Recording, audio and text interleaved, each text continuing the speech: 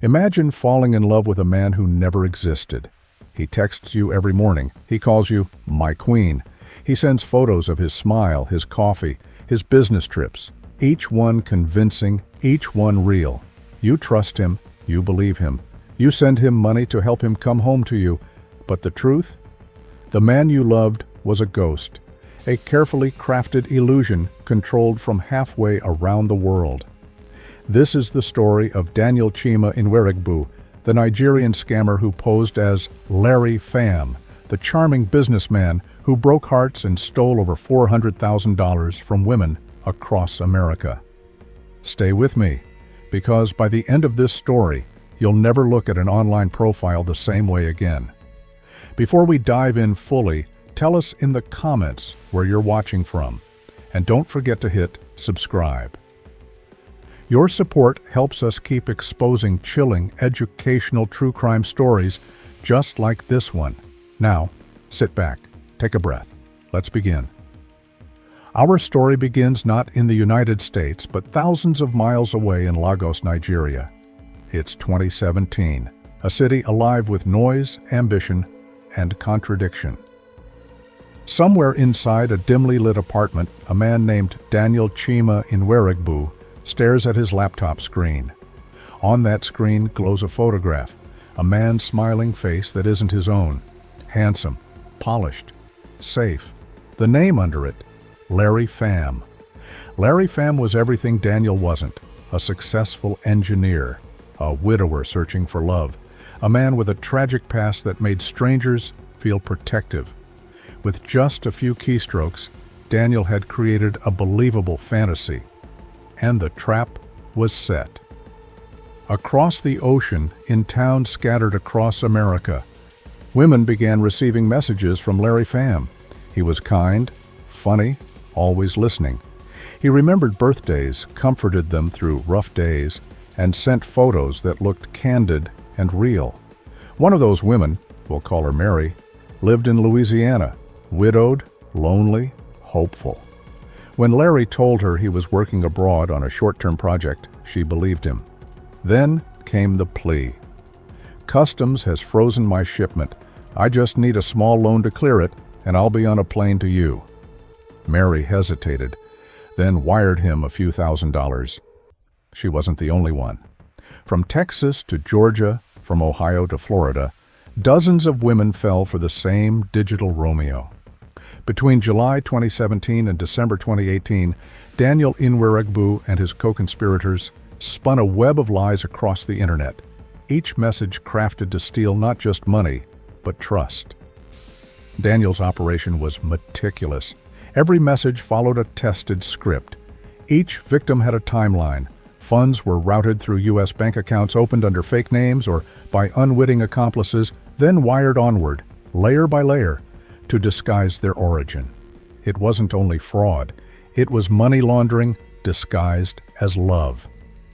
By the time investigators caught wind, the total damage had surpassed $405,000 in actual and intended losses. But Daniel left footprints, digital ones. Victims began connecting online, sharing their stories in private Facebook groups. They noticed the same photos, the same words, even identical "good morning" messages. Soon, screenshots made their way to the FBI, and agents in the Eastern District of Louisiana began piecing together the puzzle. Wire transfers zigzagged through multiple states. All was ending in accounts linked to overseas activity. The deeper they dug, the clearer it became. This wasn't a lone scammer. It was a coordinated ring. Federal investigators followed every digital breadcrumb, from email headers to IP addresses, from love letters to bank logs. Each clue inched them closer to the man behind Larry Pham. By mid-2019, the FBI had gathered enough evidence to name Daniel Chima Nwerigbu as a central figure.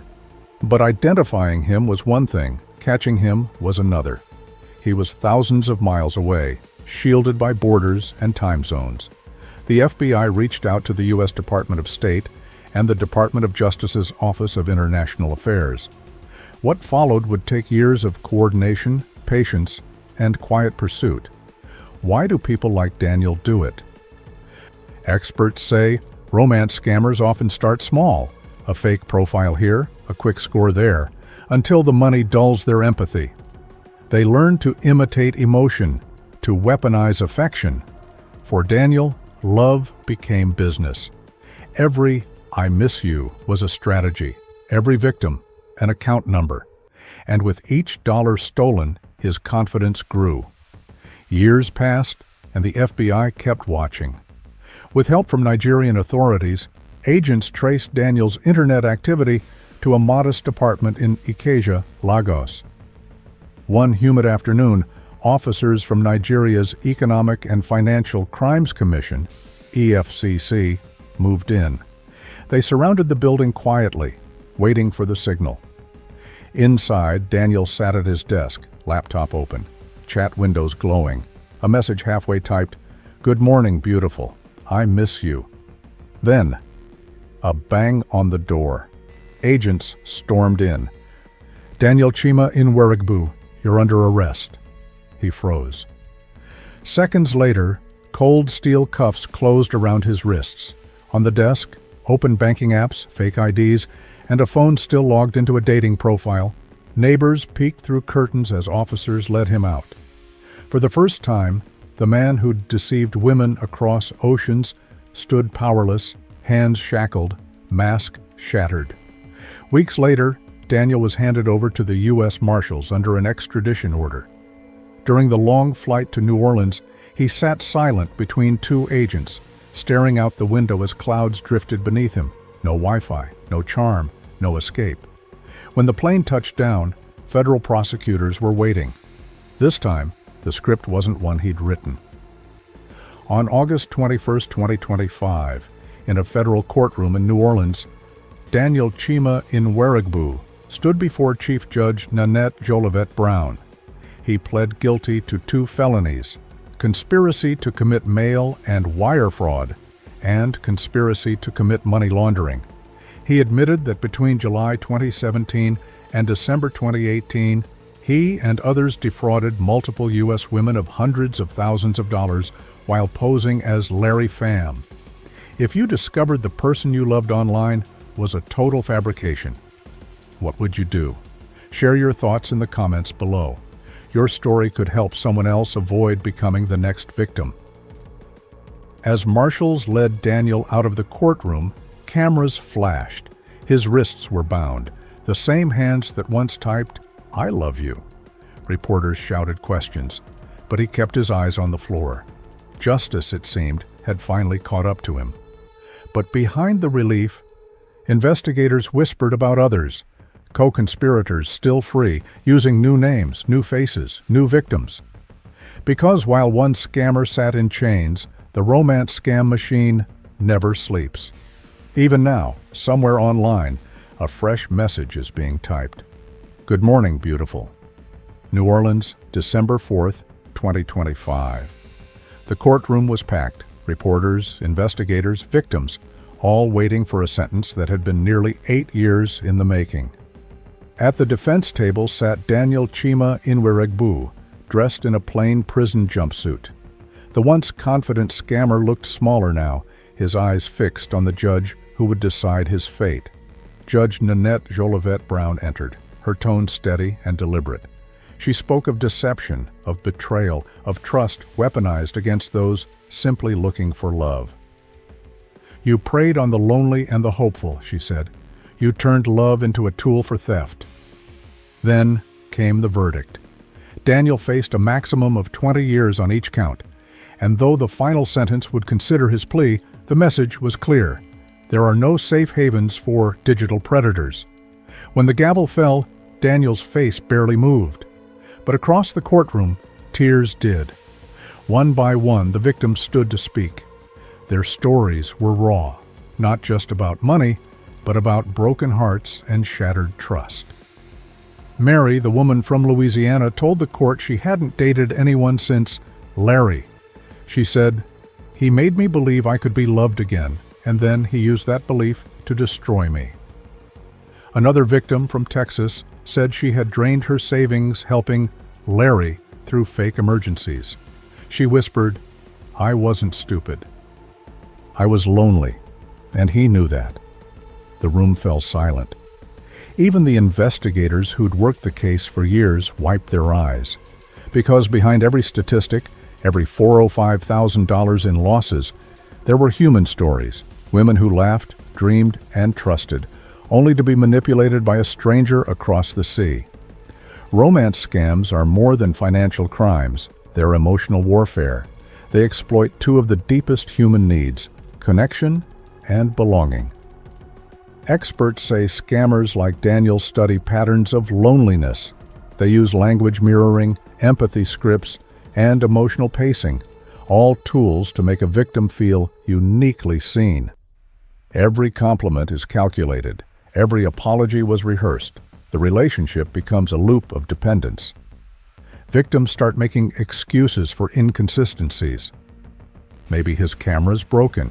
Maybe he really did lose his passport. By the time reality hits, the damage is done. For Daniel, this wasn't personal. It was profitable. He viewed victims as accounts to be worked, not people to be cherished. But the emotional aftermath for victims can last years. Therapy, distrust, shame. Many never tell their families what happened. After the sentencing, FBI officials held a press conference outside the courthouse. They warned that romance scams are one of the fastest-growing cybercrimes in the world. "These criminals don't need weapons," said one agent. "They use words, affection, and patience. That's what makes them dangerous." They urged people to slow down online relationships, to verify before trusting, to be cautious with money, and to talk to friends or family before sending funds. The FBI's message was clear. If someone you've never met asks for money, no matter how convincing the story sounds, stop. It's a red flag. Daniel's arrest was a victory, but investigators knew the story didn't end there. Romance scams are rarely solo acts. They're networks of individuals working together across continents. The FBI uncovered links between Daniel's operation and other scam cells in Nigeria, Ghana, and Malaysia. The money often moved through intermediaries, money mules in the U.S., who believed they were helping a friend or lover transfer legitimate funds. It's a cycle. New scammers learn from the old ones, adapting tactics, changing names, using AI-generated photos and fake video calls. Even as Daniel awaited sentencing, agents were already tracking others using his same scripts. The romance scam industry is worth billions annually, a black market built on stolen affection. For those watching this story, the lesson isn't just about one man's crime. It's about how easily digital trust can be weaponized. In an age where screens connect us more than ever, loneliness can become a target. Here's how to protect yourself or someone you love. Be cautious of love that moves too fast. Scammers often rush emotional commitment to gain control. Never send money or gifts to someone you haven't met in person. Use reverse image searches on photos. Many scammers recycle stolen pictures. Trust your instincts. If something feels off, it probably is. Report suspicious profiles to the FBI's Internet Crime Complaint Center, IC3.gov. Education and awareness are the strongest weapons against emotional fraud. After the trial, some victims said they finally felt peace. Seeing Daniel in cuffs gave them closure, proof that they hadn't just been foolish, they'd been targeted. But others admitted that closure didn't erase the scars.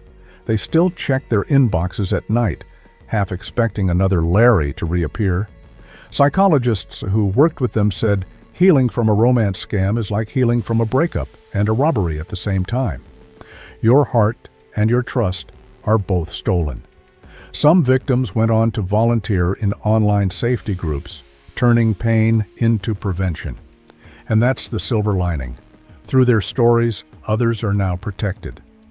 As of his plea, Daniel faced up to 20 years in federal prison for each count, fines reaching $750,000, and restitution to victims. He now sits in a federal facility awaiting final sentencing recommendations.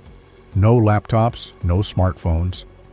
Only time. Time to think about the lives he wrecked, the love he faked, and the reality he can no longer manipulate.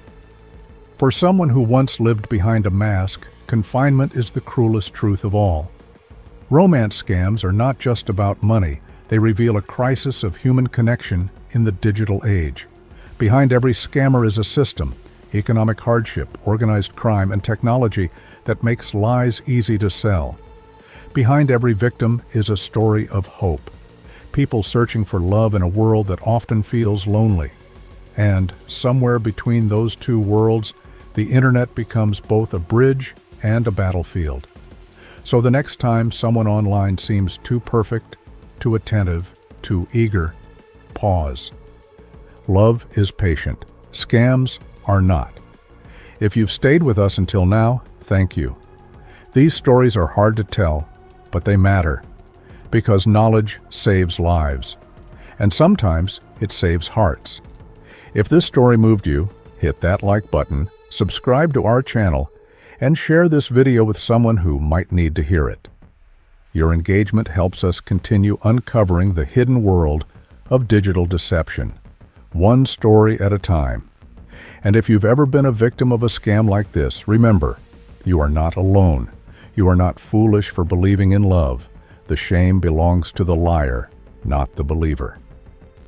Until next time, stay safe, stay alert, and never stop asking, who's really behind the screen?